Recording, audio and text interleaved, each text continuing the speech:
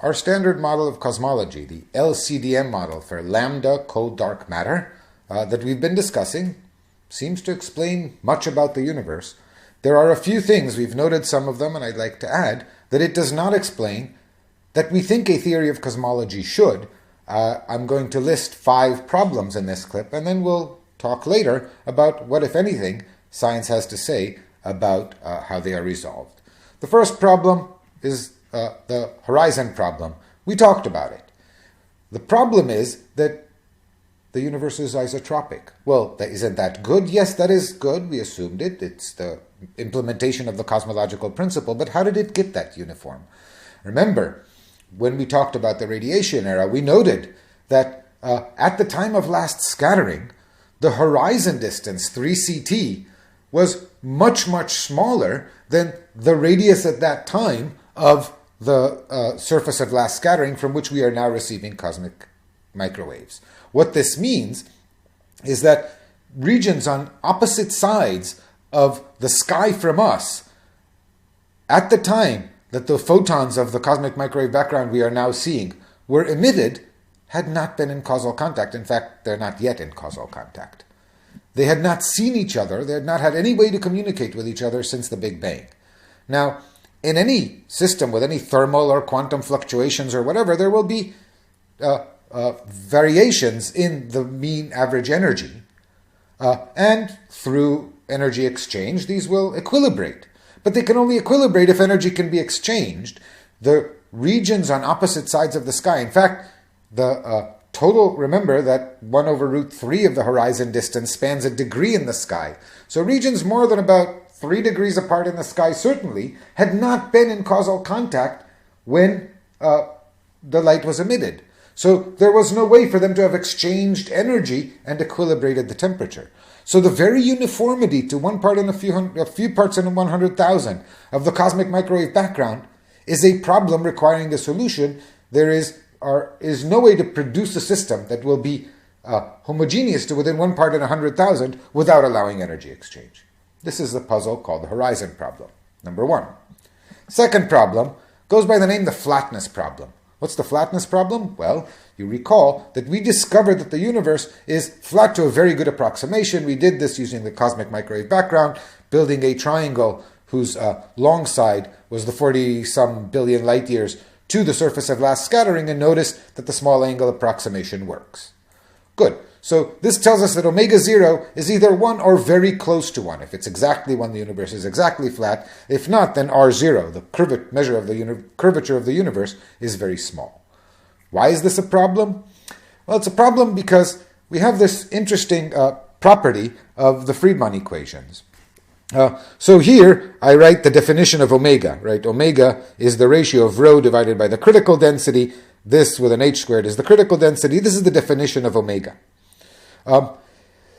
I'm going to, for simplicity, imagine that we're living in a completely dust universe, so that rho is the rho of dust. And in a dust universe, we saw that the energy equation, essentially Friedmann's first equation, can be written in this form. Omega here is the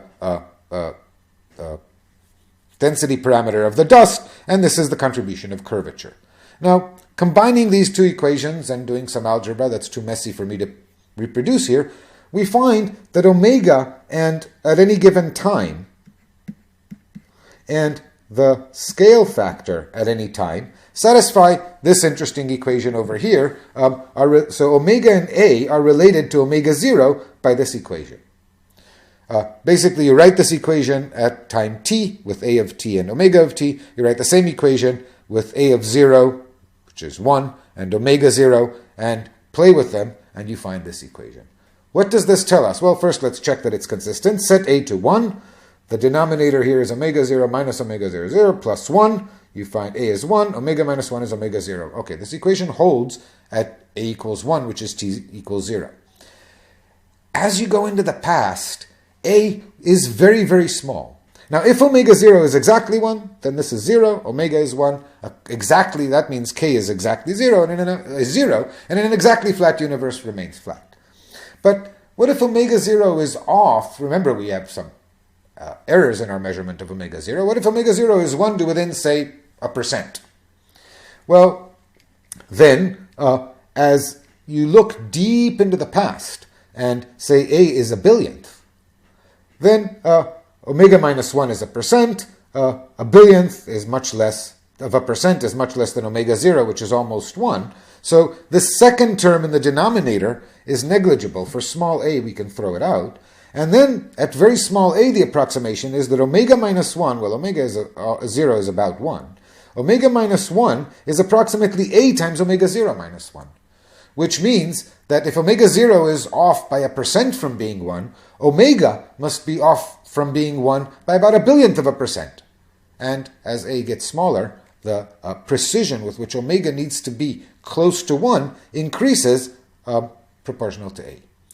What this means is that if we observe omega 0 to be 1 to within a few percent, it must have been exquisitely finely tuned to be almost precisely 1 in the early universe. So this sounds like an aesthetic problem, because it's just a question of someone set the initial conditions, whoever threw the rubber ball must have tuned it so omega was almost exactly 1, or maybe exactly 1.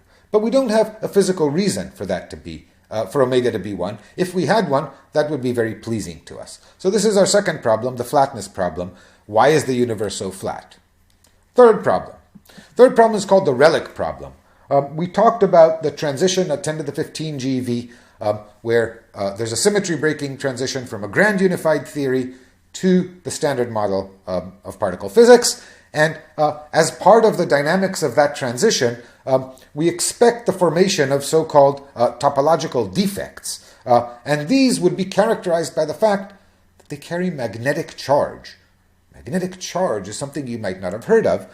These are particles, very massive particles, which have the property that they behave like the North Pole or the South Pole of a magnet, but just the North Pole without an attendant South Pole. This is called magnetic monopoles, and we have not observed any such things, which is why you have not heard of them. They would be extremely massive, but also completely stable. They could not decay because this magnetic charge is conserved. It's a strange kind of topological conservation law, but it's conserved. So a magnetic monopole, once formed, would be stable, and we can compute the expected density of such objects because we know how to predict the density of particles that would have been formed in this transition. These particles, if they exist, would be rather easy to detect. We have tried and we have detected none. So where are all the monopoles? Problem number 3. The fourth problem is another one we've already mentioned. This is the question of how it is that when the electrons and positrons all annihilated, there were electrons left over. If there were equal numbers of electrons and positrons, then after annihilation there would be no electrons, and clearly there are enough electrons to produce all of the hydrogen atoms in the universe. Equivalently, one can ask the same question about protons and antiprotons, or quarks and antiquarks. And somehow, at some early point, there must have been an excess of quarks over antiquarks, of electrons over positrons, so that after annihilation, everything in the universe is made of the leftover, this discrepancy. So this problem is the problem of baryogenesis, the production of baryons, or leptogenesis, the production of leptons. It turns out that through the weak interaction, if you have an excess of electrons over positrons, this will lead to an excess of protons over antiprotons, so either of the two will do. In fact, modern theories suggest that leptogenesis occurred and then that leaked over into the baryon sector. But there's a problem.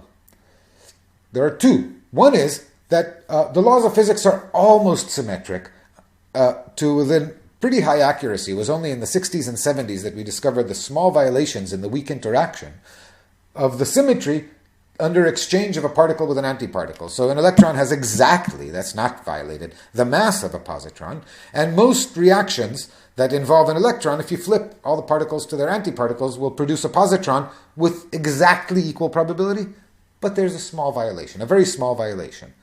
Now, this violation is not in itself enough to generate unequal numbers of electrons and positrons, because, as we saw, in thermal equilibrium, particle states are just energy states, and if there is any reaction, the rates might be different, but if you give a system enough time, energy will be partitioned equally across all degrees of freedom, and there will be exactly equal numbers of electrons as positrons at any energy. And so, as enunciated by Andrei Sakharov in the late 60s, there are three conditions that a theory must meet in order for there to be an asymmetry between the number of, say, electrons and positrons, or protons and antiprotons. And those three conditions are: you must have a violation of charge conjugation symmetry, the symmetry between particles and antiparticles. There has to be some interaction that is not invariant. Otherwise, of course, any prediction you make has to be symmetric. Furthermore, you have to have a violation of time reversal symmetry. You need a violation of time reversal symmetry because, of course, you're moving from a symmetric state. At some point, you had a thermal state with equal numbers, and somehow you generate unequal numbers. And then the third condition is you have to be out of thermal equilibrium. The universe has to violate thermal equilibrium. We saw that everything equilibrates if you give it enough time, but in the context of an expanding universe, there might not be enough time. And so we need a model of physics that satisfies these three conditions. Now, we have, under certain circumstances, for example, the electroweak transition was thought, the weak interactions are almost certainly involved. That is where the universe violates these symmetries. But it was thought that the electroweak transition, in which the Higgs field acquires its expectation value and the W and Z bosons acquire their mass and so on, that if this reaction were to proceed via supercooling and bubble nucleation, then possibly at those bubble walls one would find in non-equilibrium physics enough to generate the observed discrepancy between baryons and antibaryons. It seems that there are difficulties, and we do not at the moment have a satisfactory theory of baryogenesis or of leptogenesis, and so this problem is one that I leave for you to solve. I should point out that we know that the universe is made out of protons and electrons, and all of the hydrogen atoms in the universe, or a huge majority of them, are protons and electrons rather than antiprotons and positrons. It would be difficult a priori to distinguish, although if an antiproton meets a proton, then they of course would annihilate. But could you have a galaxy made completely of antimatter somewhere out there in the universe? In principle, it would be hard to exclude that, except that there is a large flux of cosmic rays, of high-energy charged particles that reach us, that originate from distant galaxies. And these are, to a huge preponderance, protons rather than antiprotons. The small fraction of antiprotons is well explained as being the result of collisions en route to us. And so we have pretty good evidence that all of the galaxies and all of the clusters we see are made of hydrogen and none of antihydrogen. And yet we don't know how this came about. So we do not have a satisfactory model of baryogenesis. Something for you all to figure out. And the fifth problem is the problem of the cosmological constant. In the cosmological constant, remember I said, can be thought of as an energy density of the vacuum.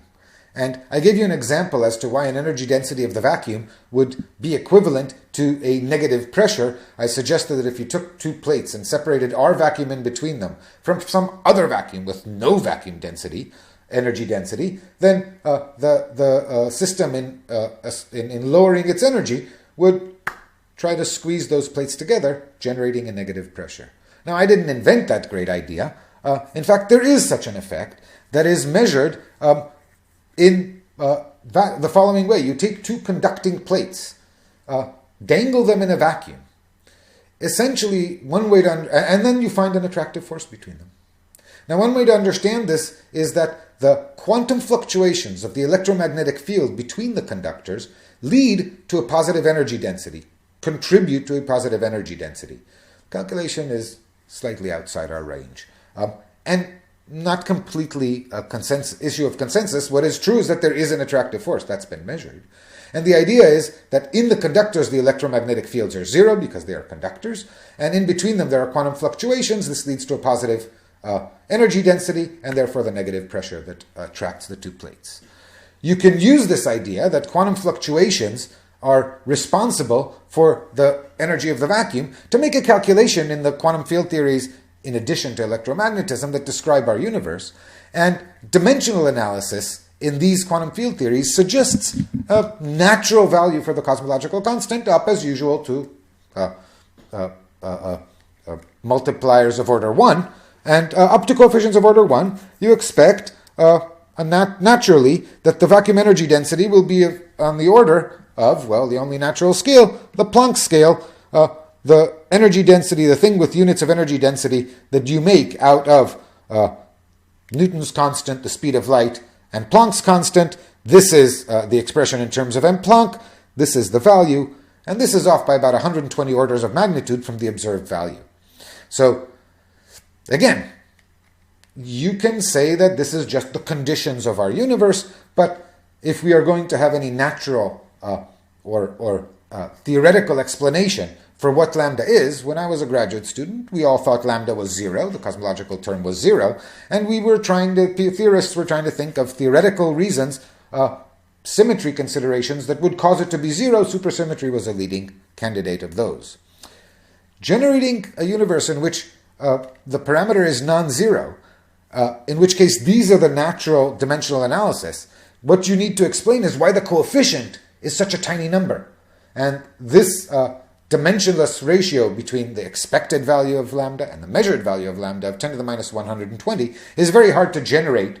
We have no real understanding of why the cosmological constant is so small. We will talk maybe in the last clip of some contexts in which people are thinking about it, but these are the 5 problems, I think, with lambda CDM cosmology. The story is not completely done. Let's see what else we can say.